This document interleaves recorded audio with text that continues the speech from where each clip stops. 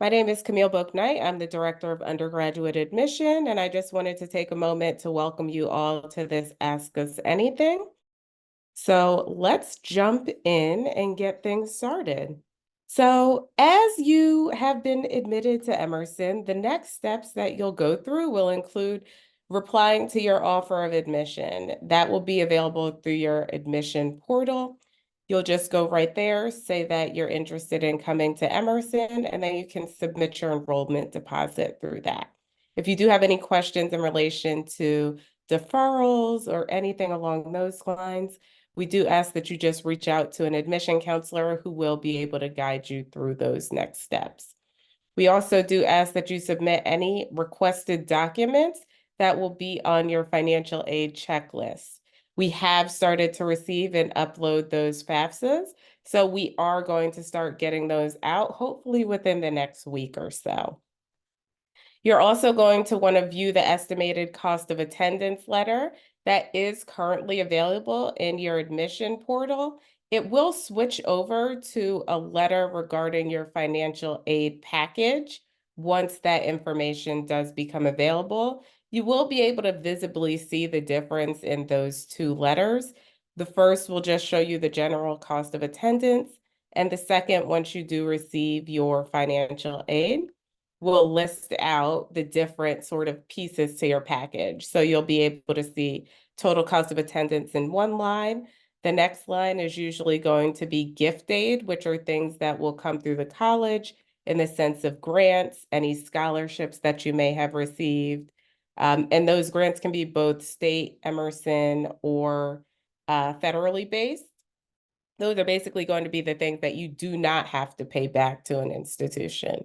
And then below that, you'll also see your loans that most students are offered. You do not have to accept those loans, but we do like to put that out so that you have a clear idea as to what your entire package looks like, what you can anticipate paying as far as your bill would be concerned, utilizing both direct cost and indirect costs within that calculation. Of course, if you have any questions about that financial aid package, I do highly recommend that you connect directly with the financial aid office.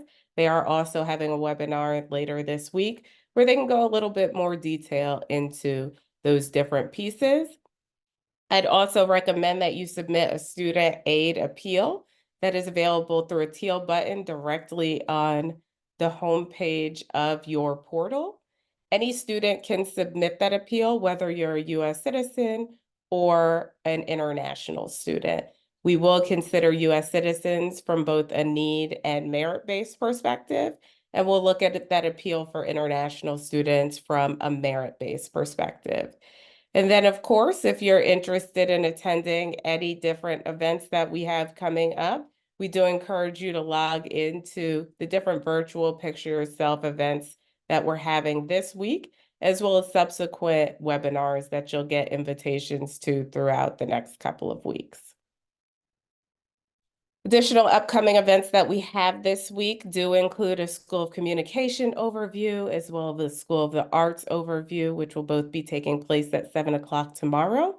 We're also going to have a financial aid overview on April 17th, so Wednesday of this week. And then finally, we'll close out the week with the student panel for students who are admitted, and then a parent ambassador panel for families to be able to hear what the Emerson experience is like from an admitted student or currently enrolled student perspective. Then, of course, as we sort of move throughout these next few weeks and months, we do encourage you to join our virtual community on Zeme to connect with current students, your peers who are also admitted into the class, as well as some faculty and staff who are available on that platform as well. And then, of course, we do encourage you to participate in different virtual or in-person events that we might be having in your area or at Boston's campus. So that sort of concludes the presentation part of this.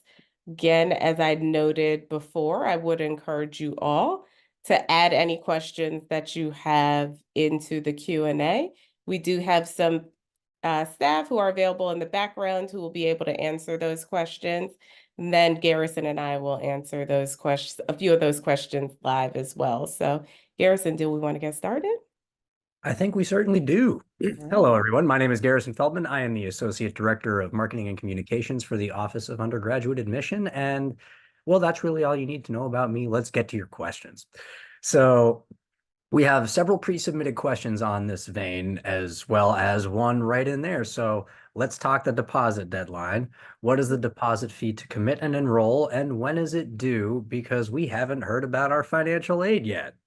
Yeah, so there's a couple different financial aid deposit extensions that we've been offering because of the delays with the FAFSA for those students who were supposed to deposit early decision one or early decision two. We have subsequently pushed that back to May 1st.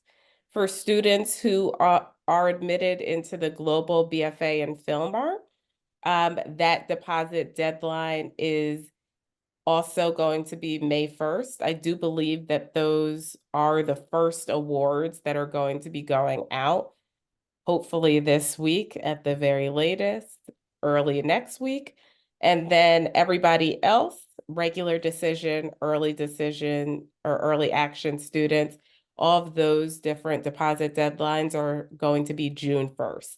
We have pushed it back to give you room to be able to get your financial aid package, assess it, work through that appeal process, and make sure that you're able to choose if Emerson is going to be a viable option for you and your family. We do know that there are schools that have not moved their deposit deadlines. And we are encouraging students in those situations to reach out to those institutions as our federal organizations that we're all a part of. The Department of Education has encouraged all schools to push their deposit deadlines or to work with families to extend those deadlines when families are asking for them. So please, if you do have schools that are asking for May 1st deposit deadlines, and you don't have your completed information from all of the institutions that you've applied to, including Emerson, please make sure that you reach out to those who still have that May 1st deadline to see if you can get that extension. All right. Thank you. Yeah, we had a lot of questions about that, so that'll cover a lot of those. So let's move on to something a little more fun. What is the environment like on campus? So I would say our environment on campus is very lively. We do have a number of different clubs and organizations that our students are taking part in. From a class perspective, a lot of those classes are going to be very hands-on. So you're going to be doing more learning by doing as opposed to just sitting in a classroom having somebody lecture theory or practice at you. We really want to make sure that when you are in that classroom setting, you're learning what is required to go out into the industry that you're looking to go into and have those skill sets really under your belt from day one.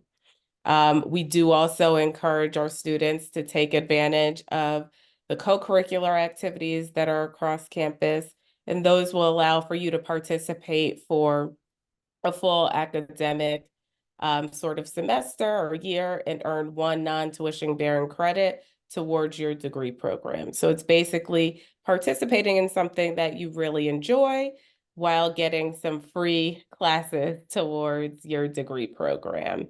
So I do encourage students when you get to campus, there will be a bunch of things happening. We do have the club and organizational fair that typically will happen the first Friday of every semester. Don't do everything. Just take a look at what's available to you, see what you might be interested in, write your name down on a couple of different lists, and maybe attend a couple events, but don't just jump in and do 5 different things. Really make sure that you're learning and understanding what works best for you in this new collegiate environment, and then take advantage of adding those things as you continue to go through. All right. Thank you, Camille. We are going to hop back very quickly to financial aid. Should I appeal before receiving my financial aid packet? Yes. The short answer is yes. I would encourage you to appeal now because we are looking at all of the pieces together if possible.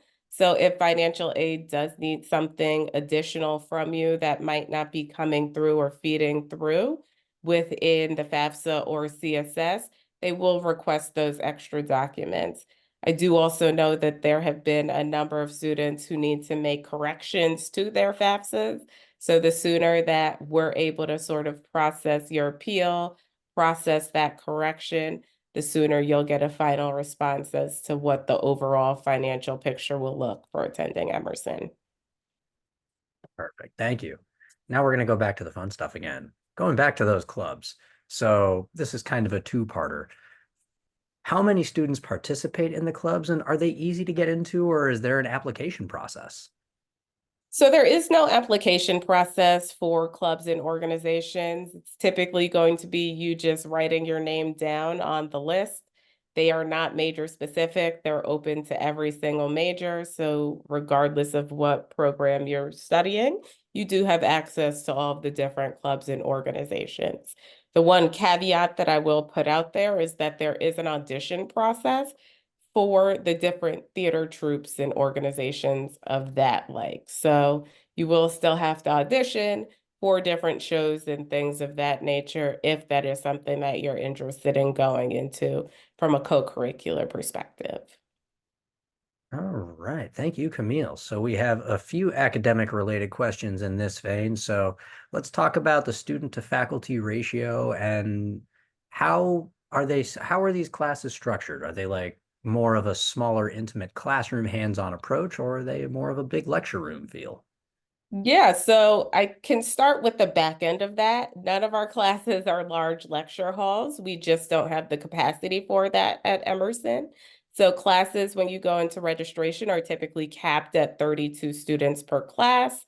With extension allowance from a professor, they can go up to 36. So 36 is the largest class that you will have in any given semester that you are at Emerson. 9 times out of 10, you'll be in a classroom between 15 to 18 students, with most classes as you get higher into the more major specific curriculums being even smaller than that. Our student to faculty ratio is 15 to 1. So you are going to know your peers, you're going to know your faculty, you're going to be able to build those relationships, whether that's with peers or faculty members, to be able to get those opportunities that you're looking for. It is going to be more of a hands-on approach in most classes because that's just the nature of what we're doing. Of course, you do have some required foundational classes that every student across Emerson will take. Things like public speaking, our writing, our literature perspective class, and then, of course, our first year seminar. Every student has to take classes like that. Some of those are a little bit more hands-on. Other aspects of the class are going to be a little bit more lecture style, but it's still going to be that small sort of community feel within that classroom environment. Wonderful. Thank you. So how about outside the classroom? Are there many opportunities for Emerson students to complete internships and get work experience? And also, can you touch a little bit how that might work for students studying in Paris as well for the Global BFA? Yeah, so there are lots of opportunities for students to participate in internship or co-curricular projects outside of the classroom. A lot of those opportunities will first come through your faculty within the classes that you're taking. So before they open it up to the larger Emerson community, they'll usually put forth that opportunity through their different classroom structures or within their overall department, and then they'll open it up to the rest of the Emerson community. We also have our Career Development Center that does have tons of opportunities through Handshake, which is basically like Emerson's own LinkedIn or Indeed.com. They'll list jobs, they'll give you opportunities to upload your resume and apply for those different internship and job opportunities. You can also use that website post-graduation. So there are sort of post-grad opportunities through that website, as well as current student opportunities for internships. Emerson is definitely going to be a place that's all about networking. So they also run a platform called Emerge, which allows for you to build out networking relationships with alums, industry professionals, different things along those lines. So I do encourage all students, once they get there, sign up for that platform and start making those connections.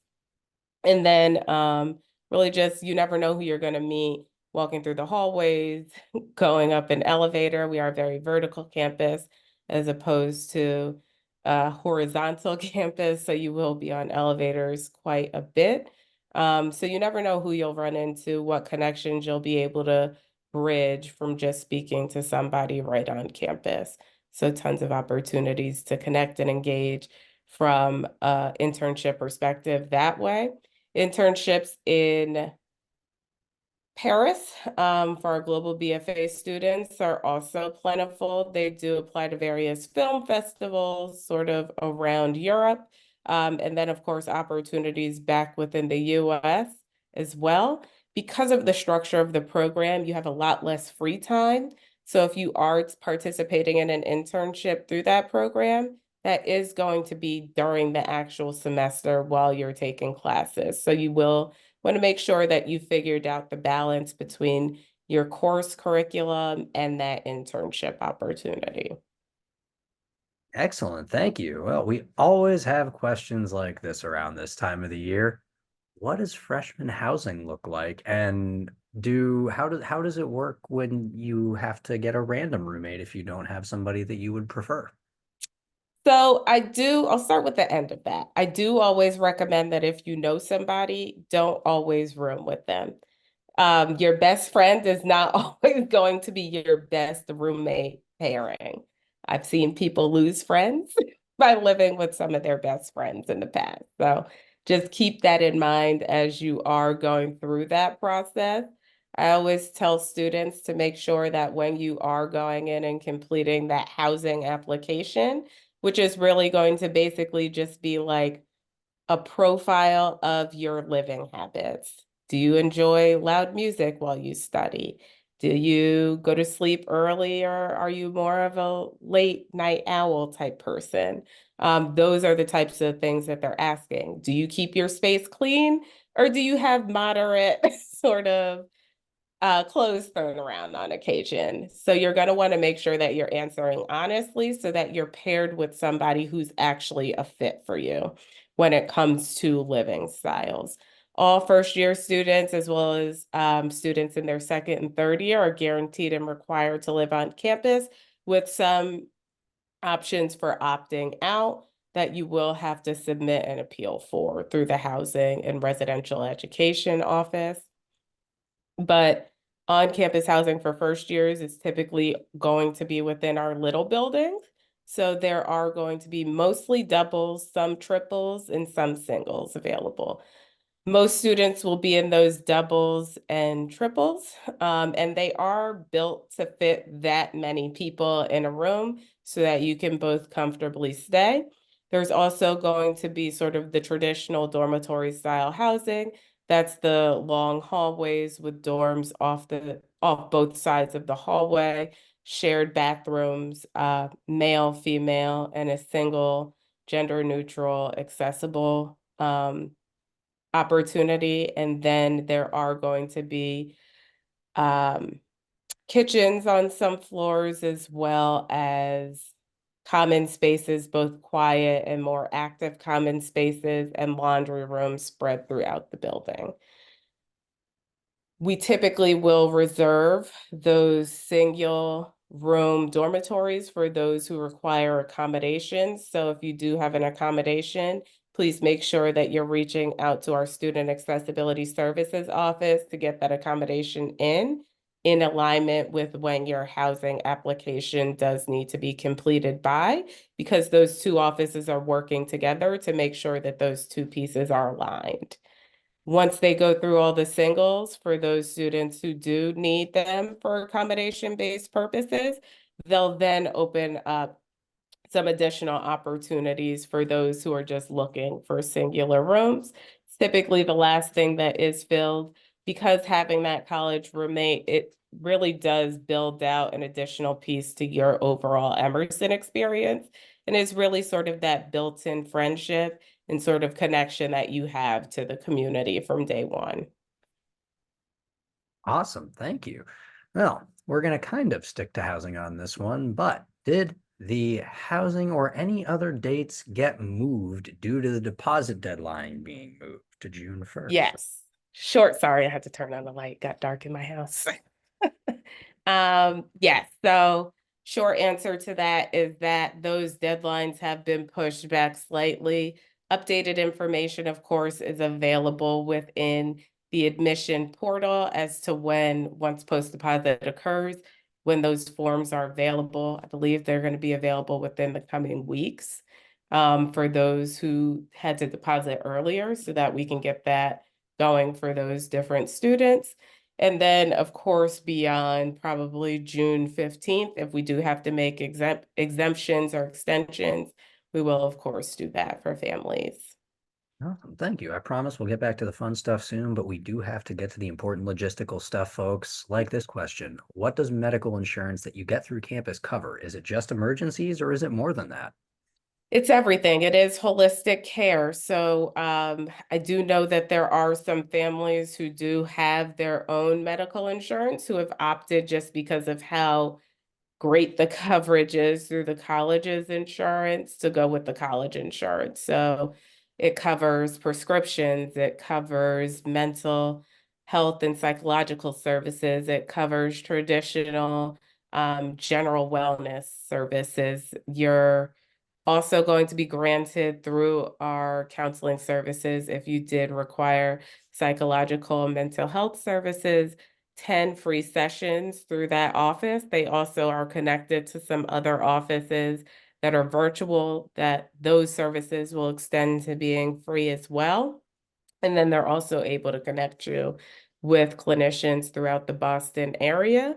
I'd also recommend that you connect with a physician in the Boston area because there are different state regulations about prescriptions and what can cross state lines.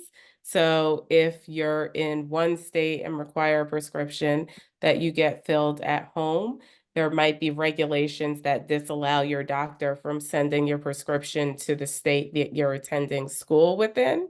So make sure that before you come to Emerson, you sort of figure out all those pieces. You can certainly reach out to our wellness center, and they're happy to help you work through any of those additional details that you might need assistance working through as you prepare to come to Emerson. But that coverage that you will get is full year coverage. So it will start in August and go to the subsequent August, renewing each year that you decide to maintain that health insurance, and is complete coverage. So there's nothing that you should have to be concerned about or worry about when it comes to your medical sort of expenses through that insurance policy. All right. And a quick follow up to that: is there coverage for students in Paris as well? There is coverage for students in Paris as well. It is a different health plan than the one that our Boston students are receiving because it does have to be eligible for use within France as well as the Netherlands, as well as in the US. So it's a little bit more comprehensive with some of those additional global components built into it as well. Excellent. Thank you. Keeping to the logistics, will AP IB high school and class credits count toward college credits? Yes, they will. So we will transfer in APs.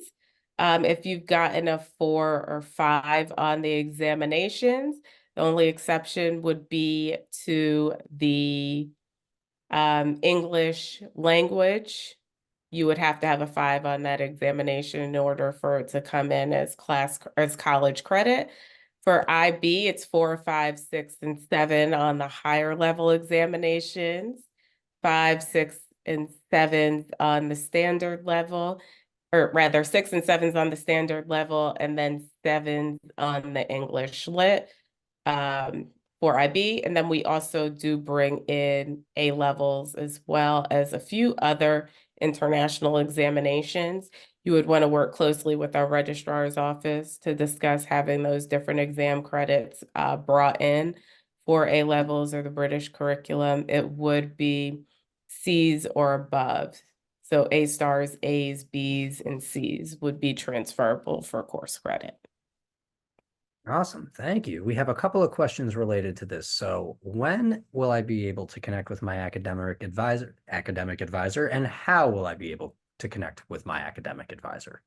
Yeah, so typically over the summer, as part of the documents that you have to complete within your portal, you will have an academic advising sort of registration sheet that does need to be completed. You will be registered for your first semester at Emerson. And then when you arrive at Emerson, you will connect and have a meeting with your academic advisors during the orientation program. For transfer students, it is a little bit different where you will have a meeting with an academic advisor prior to arriving to assist you with registering for those classes because they want to make sure that you're going into the proper classes to keep up your degree sort of completion within that 4-year time period. All righty, we're going to shift back to the classroom a bit. Does Emerson allow students to double major? And then could you just talk about the restrictions to that instead of going over, because there are a lot of questions about, can I double major in this or this? It'll probably be Right. easier to discuss what we can't Yeah. double major. Exactly. That's where I was going to start. So there are opportunities to double major. However, you are not allowed to double major when it comes to business of creative enterprises or visual media arts. You can technically double major in any other program, but it is a lot easier to sort of look at what it is that you're looking to get out of that double major and see if it could be fulfilled by either going through IDS, which would allow for you to create your own major, or on the flip side, having a minor or two to further support your major specific areas. We do have a number of students who will opt to go the route of majoring in one area and maybe having one or two minors under their belt by the time that they graduate, because it is pretty easy to connect in some of those minor related classes into some of our perspective and liberal arts curriculum. So you can cross count those different courses across those two areas, which makes it a little bit easier for you to be able to have those one or two minors to further support your major area of study. Wonderful. Thank you. I'm going to hop back to insurance one quick second, Camille. I know it covers from August to August. When can you sign up? So you're automatically enrolled in the program. So if you do not want to take the college's insurance, you will have to submit the waiver form saying that you do not want to take part in the plan. Once you submit that, which it is available on our website, I believe at this point it should be available. But once you submit that form, that will sort of go to our student accounts and that will be wiped out of your student bill and they'll notify the insurance company of that. So there's nothing extra that you have to do to sign up. We automatically put you into the health insurance, and we also automatically sign students up for tuition insurance. Both of those are two things that you can have waived off of your bill if you decide that you do not want to take part in them. Excellent. Thank you. All right. We're going to get to supplies in the classroom. What should we bring for just in general, but there are a lot of major specific things. So if there's anything that, we might need them to bring if they're studying something. And then is there a preferred type of laptop or technology for students to have?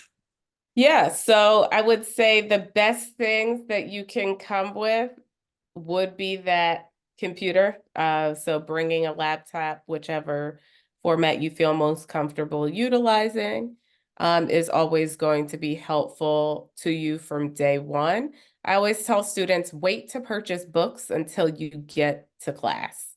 You can usually get a lot of the books on Amazon. Sometimes a professor will tell you a different sort of way. They might provide the reading if it's just a couple of chapters out of a book that would be required for that class, but you're going to want to wait until you get to the class to find out if you actually need the book that they're recommending, or if it is actually a required book to be able to go through the curriculum. We do also have 5 copies of every book required for every class on Emerson's campus available in our library. So that is another way that you can sort of save some money. It's just small tips and tricks to learn as you're going through the process of going through a lot of these classes. Every major is going to look different based on what it is that they need versus what it is that they don't need. Journalism does have a creativity kit that they do recommend for students to have when they come in.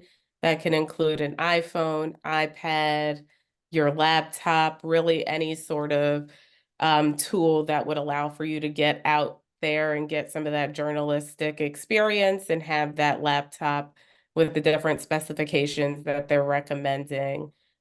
Typically, I think it's the MacBook with certain special specifications regarding gigs and things like that. You will be able, through the Emerson Suite, to upload Adobe Creative Cloud um, onto your laptops, or up to 2 devices, I should say, that you can upload that to free of cost. So there's ways that you can sort of save on the software end of things. You also do get access to Microsoft Suites through that as well. So that can be uploaded to your computer in that format. If you do go onto our website and look up the IT specifications for what the recommended Windows or PC is, or the recommended Apple product is, you can get all of those specifications right there. Some majors, as I mentioned, do ask for higher sort of specifications to the devices that you're utilizing, but it's not fully necessary because you still have access to all of the different laboratories and computers that are available across campus, which will have all of that stuff on it. So you can always use it. Excellent. Thank you. All right.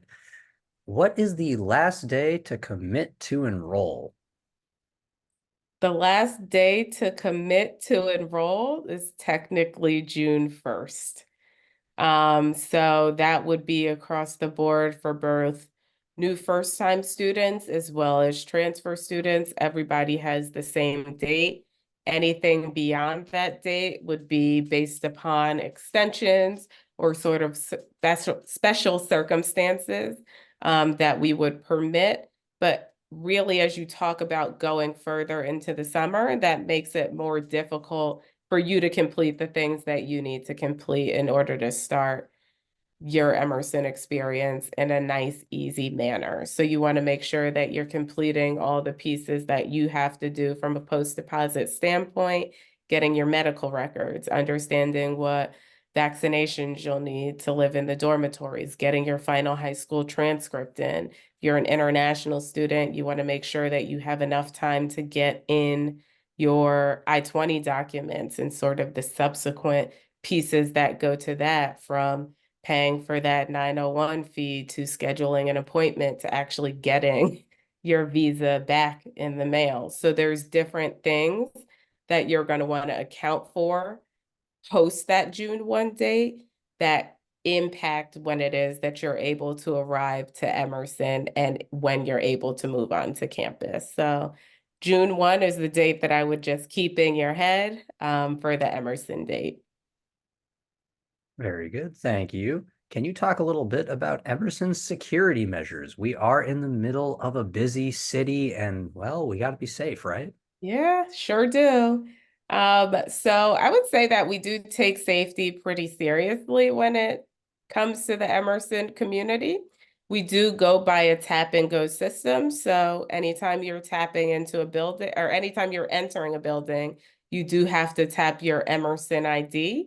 And that showcases to the security that's sitting at that desk that you are a member of this community.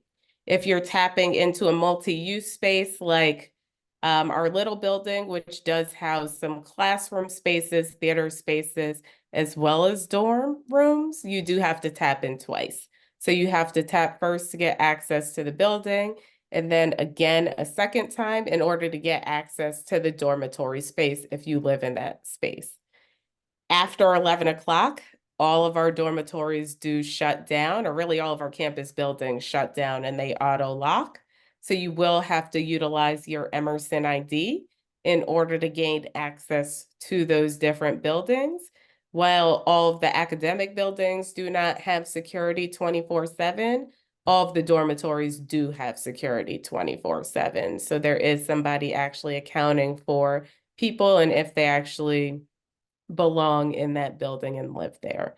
There's not sort of that piece where we're saying you can't have friends on campus. The piece is that you would have to just sign in any family or friends that you would like to bring onto campus who are not members of the Emerson community. It's just our way of ensuring that everybody is safe and we know who's actually coming and going across the Emerson community. Outside of that, we also have Emerson PD, which is our own Emerson Police Department.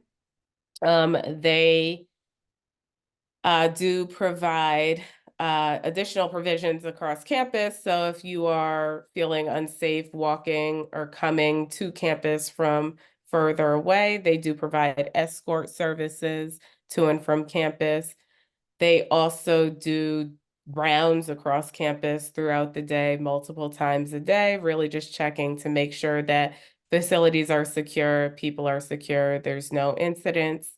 We also do have a blue light system, which is located across the street from our campus on the right outside of the Boston Common, which is essentially the Emerson Quad. It's our little green space that's also a part of the larger city. So if there ever is an incident, you do have the ability to tap that blue light, and a Boston police officer will reply to that within 30 to 90 seconds.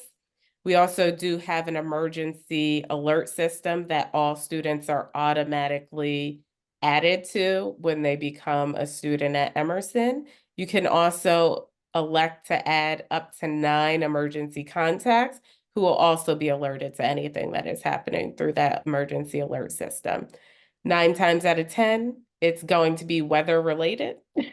So if there's a snow day, if there's a delayed opening, your parents, grandparents, aunts, uncles probably don't want to get phone calls at 2 o'clock in the morning telling them this information. So I usually do tell students, just make sure that you're choosing the right communication route for these people. Maybe it's a text message, maybe it's an email that works best for some of your family members, but just keeping them abreast to what's happening is always going to be key. The only exception, I always do like to add this piece. So once you turn 18, student information is student information. And that's sort of another piece, FERPA, HIPAA, all those different sort of 5-letter words that go out there that I'm sure most of you have heard at one point or another. Once you become 18, we do just communicate with students any information that would be related to any of those areas. The one exception to that rule would be if there was an emergency situation that occurred on campus with a student, we're always going to just automatically contact the emergency contact. Awesome. Thank you. All right. So we're going to go to something pretty fun here. I love this question. Is there anything unique about the Emerson curriculum?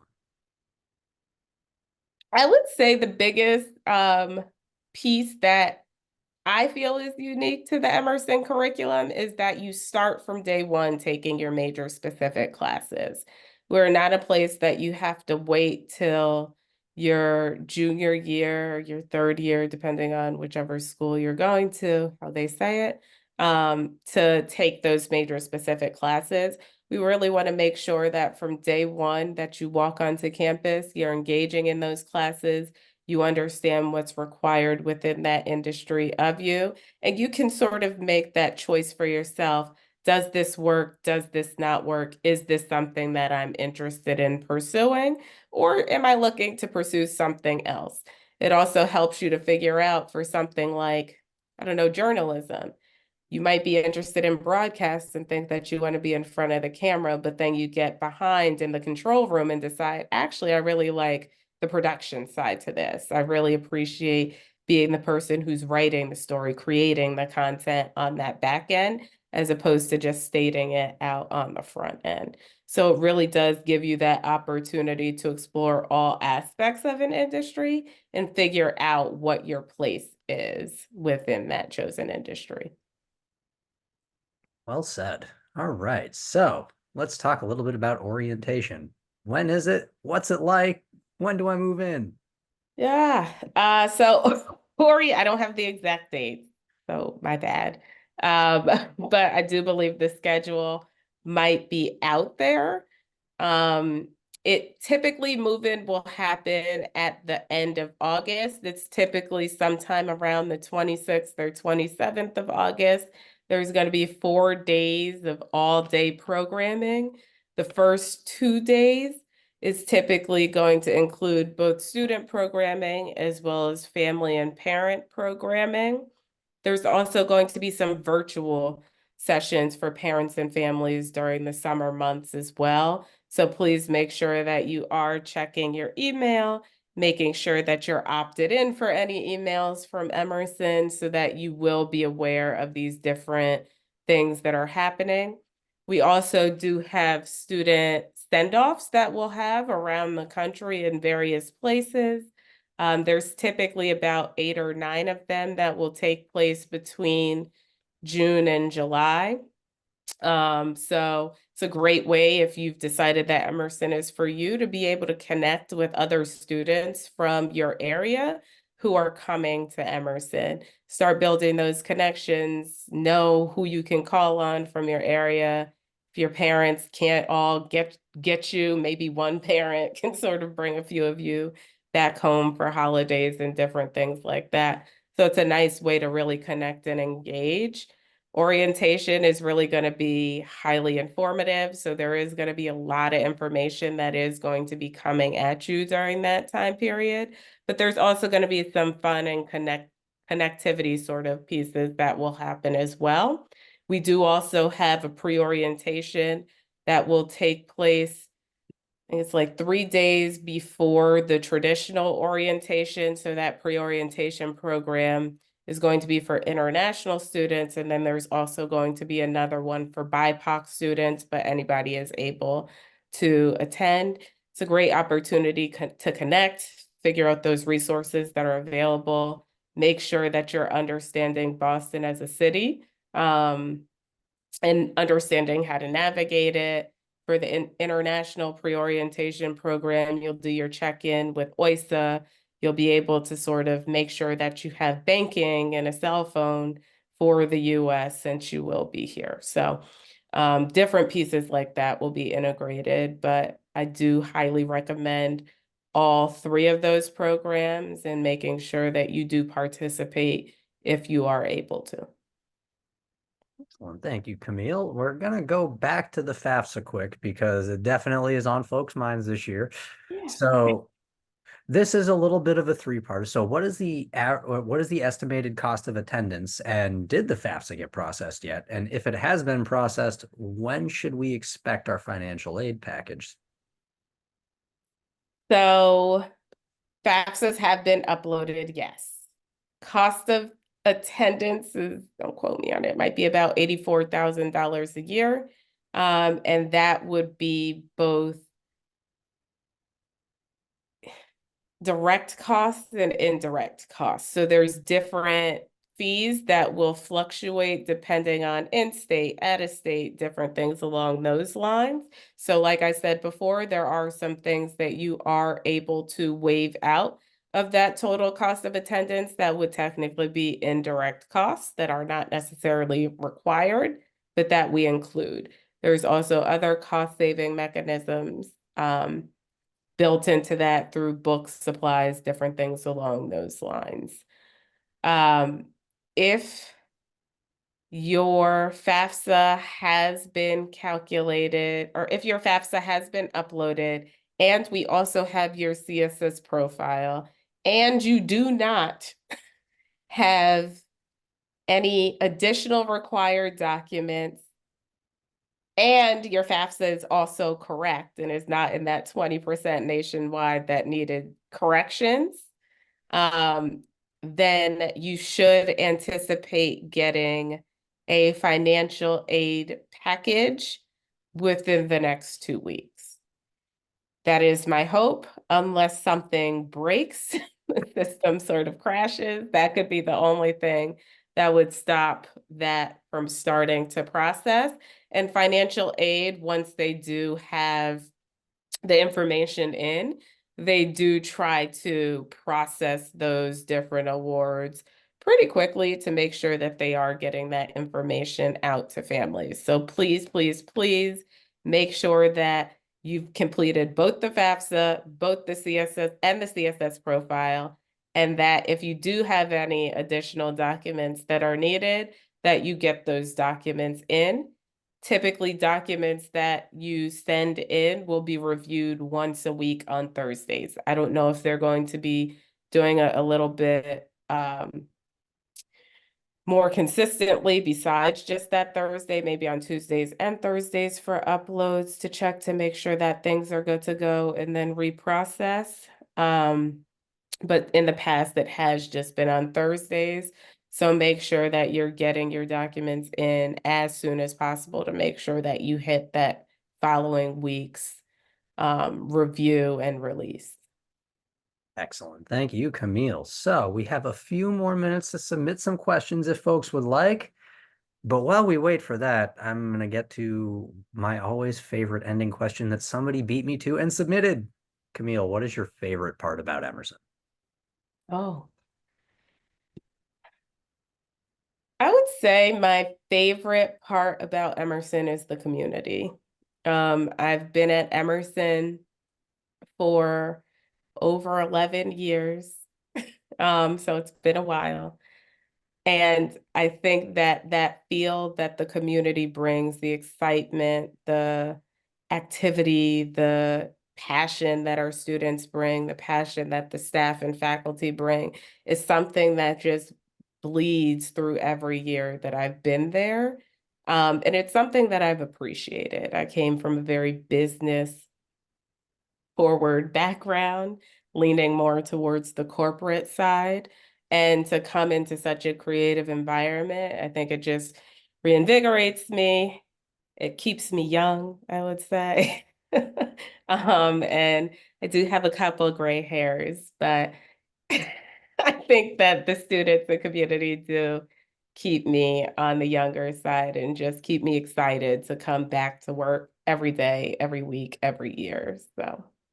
Well, hey, Camille has less gray hairs than I do because she's been with the community longer than I have. And I can second all of what she just said. It really is one of my favorite things to talk about because this community is different. It really is. You walk around campus on any given day and you will see people studying all sorts of different things, collaborating to do a play, a musical, a film, anything. You see a cappella troops practicing, and it's just such a vibrant atmosphere all the time, filled with creativity. And it's a really supportive type of creativity. And it's something that I personally love being around and appreciate. So, and we did get one fun pre-submitted question that I did not get to as well. Camille, what's the food like?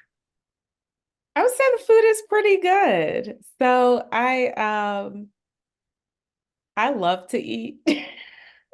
I'll be honest. And I think the dining hall does a really great job at making sure there is a nice, well-rounded selection for every type of diet. So they do have vegan, vegetarian, they have a grill with all types of options. They have a pizza bar with options across the board. They do have an Oasis station that's free of the 8 major allergens plus gluten. And then the dessert bar is fantastic. I would say the strawberry cake is my favorite. Uh, if I do have to choose a favorite. The brownies with Oreos are also quite good. And the iced tea, they have this peach iced tea that I love that's homemade and it's usually in the center stage area. The salad bar is also really great, too. We also have a bunch of different cafes across campus. There's a deli. You have the Lion's Den, which has a coffee bar. like a quick grab and go section. And they also have a grill where you can get like breakfast sandwiches, burgers, fries, mozzarella sticks. Right now, they are running a taco bowl station up there, and the taco bowls are pretty incredible, with both meat, vegetarian, and vegan options, or all three, I guess I should say. And then there is, oh my God, what am I forgetting? Oh, the pick and roll The sushi. sushi, yes, thank you. So Victor, who owns Pick and Roll, used to work in our Lions Den and would do sushi within the Lions Den. And he got enough support from the community to open up his own brick and mortar store. So our students are able to use their regular meal swipes there, as well as board bucks and EC cash. So if you like a teriyaki bowl, if you like a poke bowl, sushi, it's all super fresh. And it's nice to know that it was built out of an Emerson meal plan. So, Yeah, and I can speak to if anybody is concerned. I do know that, if you have food allergies like I do, it can be a little scary. I love eating at the dining hall. I do it every time I'm on campus, and I've never had any issues. They always have a good amount of options. It's really quite a wonderful thing. And oh, we have a follow-up on that. Are meal swipes fixed at Tate? Unfortunately not. We cannot do meal swipes at Tate, but you will find Emerson students at Tate a you lot. you can use your board bucks or EC cash rather at Tate. And if there was ever a reason why the dining hall could not open or could not serve for some odd reason, they usually work out a deal with Tate, El Jefe's, um, Halal guys as well, which is right behind us, um, on Stewart Street, I think that is. Yeah, that's Stewart. Yes. um, for our students to be able to use their meal swipes at those different locations. So that's only in emergency situations, but I can tell you that the coffee at the cafe is very good. So it is the pressed coffee that they'll use, the espresso. So it is good. All right. And then we have one more question. So talk about Emerson's campus. Is it a big campus or is it just a few buildings? How does it look and how does it feel? I would say that campus is about a dozen buildings. So end to end, as long as the light works in your favor to get across to Paramount, can probably take anywhere from 10 to 15 minutes end to end walking across campus. It is a very easy campus to navigate, which is something that I appreciate. The buildings are very close by to one another, so it's not like you have to go to Somerville or something to get to a campus building. Everything is really on that 2 block radius of Boylston and Tremont Streets, with the exception of Paramount, which is a little bit more it's a little bit further into the downtown crossing area, which is still in the theater district. So a little bit further of a walk, but Washington Street is not that far. Wonderful. Well, thank you, Camille. We do want to be respectful of everybody's time. We appreciate all the wonderful questions tonight. And thank you, and a big shout out to our staff behind the scenes as well, Crystal and Kaylee, helping us handle a lot of those questions. And yeah, I will turn it back over to you, Camille, to sign us off. Thank you. Yeah.